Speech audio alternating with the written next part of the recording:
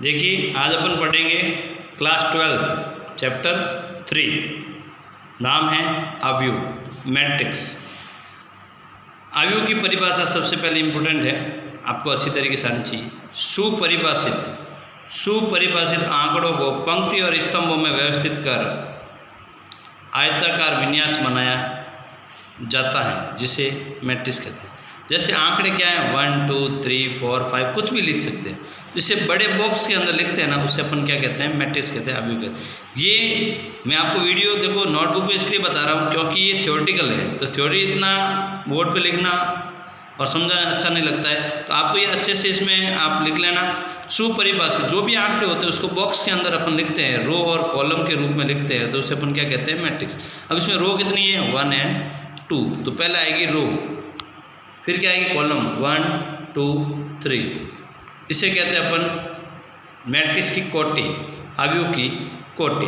तो अवयव की कोटि क्या होती है, आराम से पढ़ना। यदि किसी अवयव में पंक्तियों की संख्या को m से तथा स्तंभों की संख्या को n से व्यक्त करते हैं, पंक्तियों की संख्या को किससे, m से, और स्तंभों की संख्या को किससे, n से व्यक्त करते हैं, तो m इंटू n को अपन क्या कहते हैं, अवयव की कोटि कहते हैं।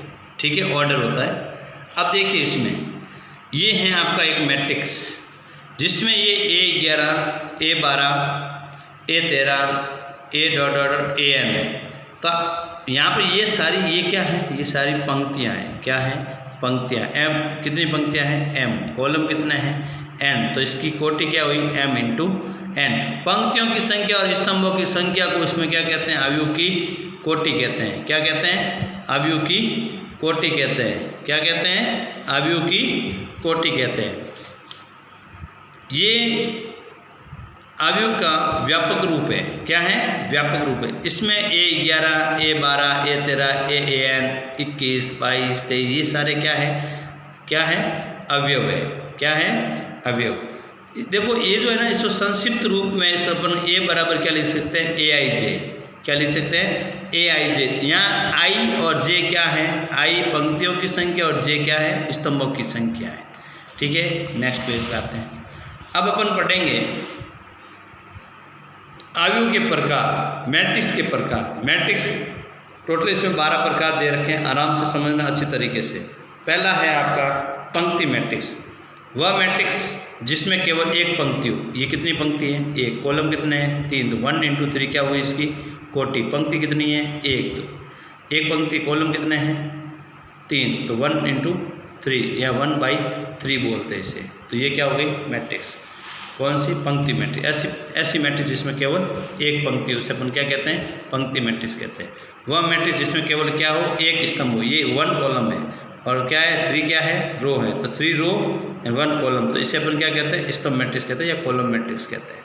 अब आपका है 0 या शून्य मैट्रिक्स। वह मैट्रिक्स है वह अवयव जिसका प्रत्येक अवयव क्या हो, शून्य हो, जिसमें प्रत्येक अवयव क्या हो, 0। इसमें 2 तो पंक्ति और 2 ही क्या है, कॉलम है, तो 2/2 लिखते हैं। इसे कैपिटल O से व्यक्त करते हैं। किससे, कैपिटल O से। ये 0 नहीं है, क्या है, O है, जिसमें अवयव क्या है, 0 0 0 0। ठीक है, 4 अवयव है, चारों के चारों क्या है, 0। वह मैट्रिक्स जिसका या वह अवयव जिसका प्रत्येक अवयव शून्य हो, शून्य मैट्रिक्स कहलाता है। अब बात आती है वर्ग मैट्रिक्स, इंपॉर्टेंट है। वर्ग मैट्रिक्स किसे कहते हैं, ऐसा अवयव या ऐसा मैट्रिक्स जिसमें पंक्तियों और स्तंभों की संख्या क्या हो, समान हो। जैसे इसमें 2 पंक्ति और 2 ही क्या है, स्तंभ है, तो इसे अपन क्या कहेंगे, वर्ग मैट्रिक्स कहेंगे। क्या कहेंगे, वर्ग मैट्रिक्स कहेंगे। अब देखिए इसमें पंक्ति कितनी है, 1 2 और 3, और कॉलम कितने हैं, 1 2 और 3। तो 3 तो हो गई पंक्ति और 3 ही क्या हो गए, कॉलम। तो इसे अपन क्या कहेंगे, वर्ग मैट्रिक्स, स्क्वायर मैट्रिक्स। ठीक है, नेक्स्ट देखिए। अब है विकर्ण मैट्रिक्स, ये भी इंपॉर्टेंट है। विकर्ण मैट्रिक्स क्या होता है, ऐसा वर्ग मैट्रिक्स, ऐसा वर्ग मैट्रिक्स, ये वर्ग मैट्रिक्स होना चाहिए जिसका अग्र मतलब मुख्य, इसे क्या लिखते हैं, मुख्य। और क्या लिख सकते हैं, ऐसा वर्ग मैट्रिक्स जिसमें अग्र विकर्ण के अलावा सभी अवयव क्या हो, शून्य। अग्र विकर्ण ये बोलते हैं बेटा, इसके अलावा सारे के सारे क्या हो, 0 हो, तो उसे अपन क्या कहते हैं, विकर्ण मैट्रिक्स कहते हैं। जैसे ये 1 2 0 0, ये भी 2/2 का है, ये भी क्या है, स्क्वायर मैट्रिक्स है। लेकिन इसमें ये जो अग्र विकर्ण है, मुख्य विकर्ण है, उसके अवयव के अलावा सारे क्या है, जीरो। इसे अपन क्या कहेंगे, विकर्ण मैट्रिक्स। अब बात आती है अदिश मैट्रिक्स। अदिश मैट्रिक्स और विकर्ण मैट्रिक्स में क्या अंतर होता है, आराम से समझना, अच्छी तरीके से समझना, ठीक है, अच्छे से समझना। अदिश मैट्रिक्स वह अवयव जिसमें अग्र विकर्ण के अलावा सभी अवयव, अगर विकर्ण के अवयव समान हो तथा शेष सभी अवयव क्या हो, जीरो। ये अगर विकर्ण है, ये समान होना चाहिए, एक जैसा होना चाहिए, बाकी सारे क्या होना चाहिए, जीरो होना चाहिए। उसे अपन क्या कहते हैं, अदिश मैट्रिक्स कहते हैं। अब है इकाई मैट्रिक्स, ये मोस्ट इंपॉर्टेंट है। इकाई मैट्रिक्स क्या होता है, तो इकाई मैट्रिक्स के अंदर वह मैट्रिक्स जिसमें अगर विकर्ण के सभी अवयव इकाई हो, मतलब इसमें उदाहरण नहीं दे रखा, मैं आपको यहाँ लिख देता हूँ।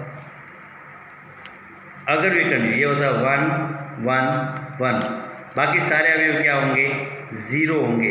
तो ये आपका हो जाएगा 3/3। पहले तो ये वर्ग मैट्रिक्स होना चाहिए, उसके बाद में अगर विकर्ण के सभी अवयव इकाई होने चाहिए। क्या होना चाहिए, इकाई। वह मैट्रिक्स जिसमें अगर विकर्ण के सभी अवयव इकाई हो तथा शेष सभी अवयव क्या हो, जीरो। तो अदिश में इसमें अंतर क्या होता है, अदिश में यहाँ पर समान होना चाहिए। तो ये अदिश है, लेकिन ये जो अदिश है वो इकाई नहीं है। क्यों नहीं, क्योंकि इकाई के लिए यहाँ पर 1 1 1 होना चाहिए। ये अदिश है, ये भी अदिश है, लेकिन ये इकाई नहीं है, और ये क्या है, इकाई मैट्रिक्स है। ये विकर्ण मैट्रिक्स है, बिल्कुल है, ये भी विकर्ण मैट्रिक्स है, बिल्कुल है। लेकिन ये जो विकर्ण मैट्रिक्स है, वो अदिश मैट्रिक्स नहीं है, क्योंकि ये समान नहीं है। समझना, ये तीनों एक जैसे हैं, वर्ग मैट्रिक्स है, वर्ग मैट्रिक्स है, वर्ग मैट्रिक्स है। विकर्ण मैट्रिक्स है, ये भी विकर्ण मैट्रिक्स है, ये भी विकर्ण मैट्रिक्स। क्यों, विकर्ण मैट्रिक्स में यही है, सिर्फ इसके अलावा सारे अवयव शून्य होना चाहिए, ठीक है। अब है ऊपरी त्रिभुजाकार। ऊपरी मतलब ऊपर वाले, ऊपर वाले। वह वर्ग अवयव जिसमें अग्र विकर्ण के नीचे के सभी अवयव शून्य हो, मतलब ये अग्र विकर्ण इसके ऊपरी, मतलब क्या, ऊपर जीरो नहीं होना चाहिए, नीचे वाले सारे क्या होना चाहिए, जीरो। ऊपरी त्रिभुजाकार का मतलब होता है अगर विकर्ण के ऊपर वाले जीरो नहीं होकर क्या होना चाहिए, नीचे वाले, तो उसे क्या कहते हैं, ऊपरी। और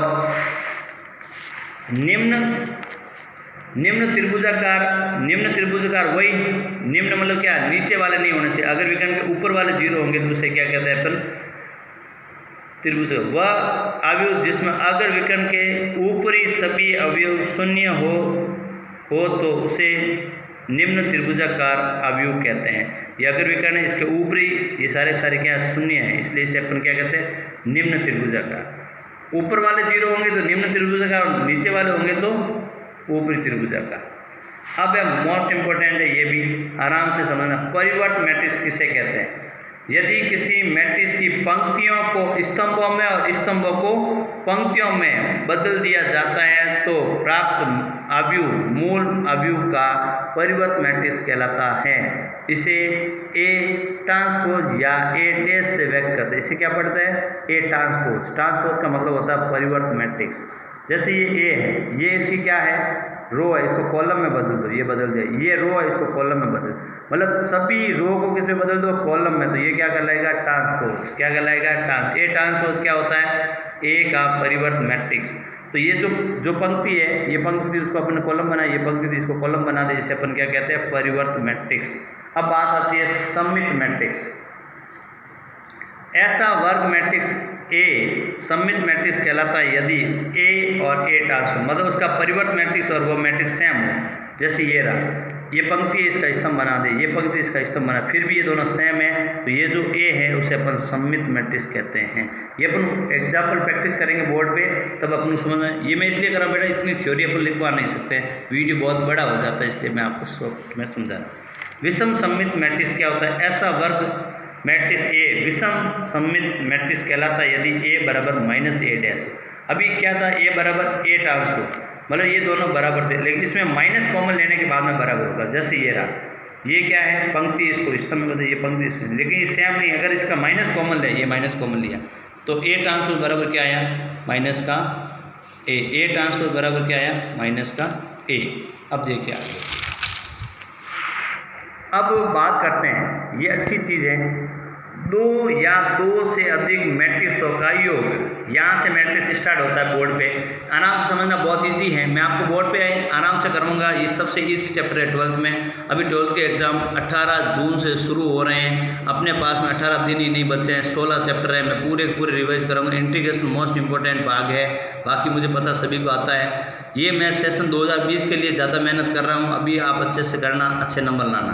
दो या दो से अधिक मैट्रिक्सों का योग तभी संभव है जब उनकी कोटि समान हो। बहुत इंपॉर्टेंट ये नोट करना आपको। दो या दो से अधिक मैट्रिक्सों का योग तभी संभव है जब उनकी कोटि क्या हो, समान हो। कोटि कैसे, ये जैसे 2/2 का है, ये भी 2/2 का है, ए है ये बी है, इनका योग संभव है, बिल्कुल संभव, क्योंकि दोनों की कोटि क्या है, समान है। ये दोनों मैंने यहाँ लिख दिए, इनको ऐड कर रहे हैं तो ये ऐसे ऐड होगा। फर्स्ट अवयव फर्स्ट से होगा, सेकंड से होगा, थर्ड से होगा, फोर्थ से होगा। 1 और 5 6 होते हैं, 2 और 6 8 होते हैं, 3 और 1 4 होते हैं, 4 और 2 6 होते हैं। ये इसका योग हो गया, ये भी 2/2 आया। अब देखिए आगे a माइनस बी, तो a माइनस बी भी तभी संभव है जब उनकी कोटि उनकी कोटि समान हो। ये भी 2/2 का है। 1 में से माइनस, ये माइनस होगा पहले, ठीक है, तो इसको मैंने माइनस को अंदर भेजेंगे, ये सारे क्या हो जाएंगे, माइनस। अब इनको ऐड करना, -5 + 1 माइनस का 4, -6 + 2 माइनस का 4, -1 + 3 प्लस का 2, -2 + 4 प्लस का 2, ठीक है। ये ऐड करना तो आपको आता ही है। अब एक और उदाहरण दिया मैंने, ये वाला, ये मोस्ट इंपॉर्टेंट उदाहरण है।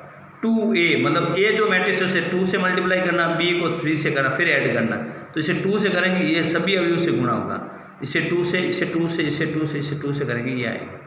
इसे 3 से मल्टीप्लाई करना है तो ये आएगा। दोनों को ऐड करना, 15 + 2 17, 18 + 4 22, 3 + 6 9, 6 + 8 14, ये आपका आंसर हो जाएगा। दो मैट्रिक्सों का योग बहुत ईजी है, लेकिन तब भी संभव है जब उनकी कोटि समान हो। क्या हो, कोटि समान। अब मैं आपको करवा रहा हूँ, वो आपके लिए बहुत इंपॉर्टेंट है, वो मैं अगले वीडियो में आपको शेयर करूंगा। तब तक अपन मैट्रिक्स पढ़ेंगे। मैट्रिक्स की सभी परिभाषाएं आप याद करना है। अगर आपको ये वीडियो अच्छा लगे तो लाइक शेयर जरूर करना, और इसमें हमेशा ध्यान रखना, अगर आपको इसमें आपको फ़ायदा दिखता है तो आपको इसमें देखना है, पढ़ना है। अगर आपको अच्छा नहीं लगे, वीडियो आपको मतलब आपके लिए योग्य नहीं है, तो आपको नहीं देखना है। जिसके लिए योग्य वही आप देखें और पढ़ें और आगे शेयर करें।